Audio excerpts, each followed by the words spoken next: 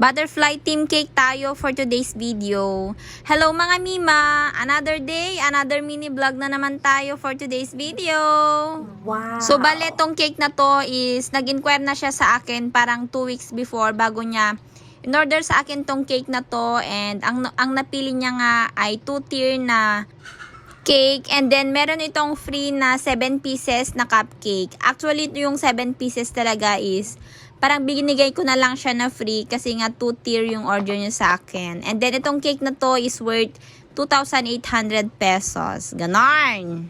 So ang size ng cake ay 10 by 4 inches. Tsaka yung pinaka 2-tier naman niya is 7 by 4 inches. Ganon. Pero alam nyo, kapag ka naglalagay pa tayo ng frosting sa pinaka gilid-gilid niya is nagiging 11 inches, and then sa pinaka-top naman niya is nagiging 8 inches. Parang ganun kasi yung mostly na napapansin ko every time na naglalagay ako ng frosting, kasi yung gamit ko na pan is 10 inches and then 7 inches. Charing.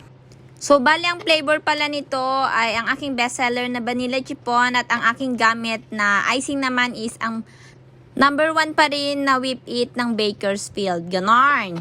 So, kung naghahanap kayo ng stable at masarap na icing, ay pwedeng-pwede kayo dito, at pwede rin to sa mga maselan kasi nga hindi siya madaling malusaw as long as binibit nyo siya ng maayos. And then, kapag ka naman nasa labas kayo is wag naman yung sobrang init kasi nga magme-melt talaga yung icing. Lahat naman ng icing ay magme-melt kapag ka nasa bilad ng araw. Ganon.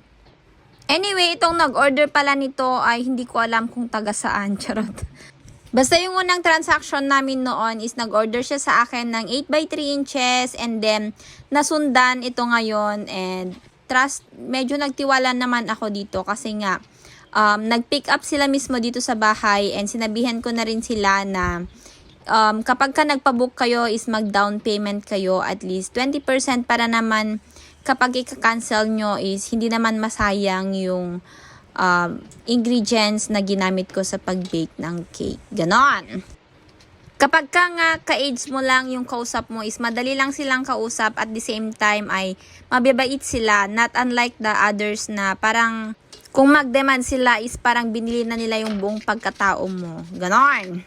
Yung iba naman ay sobrang barat na sa kakahingi ng discount. Although, kahit nga first timer lang sila na mag-order ay to the max yung paghingi nila ng discount. Ganon.